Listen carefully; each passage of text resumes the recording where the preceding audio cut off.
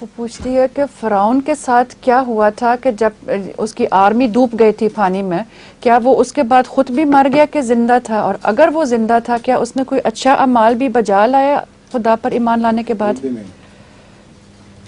وہ جب ڈوب گیا تو ڈوبتے ہوئے اس نے یہ خدا تعالیٰ سے عرض کیا کہ آمن تو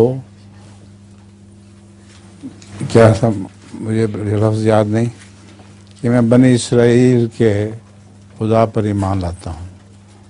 تو اللہ تعالیٰ نے جواب میں فرمایا الان، کیا اس وقت اب کوئی وقت ہے ایمان لانے کا؟ ہم تیرے بدن کو نجات دیں گے، تیری روح کی نجات کا اب کوئی سوال نہیں.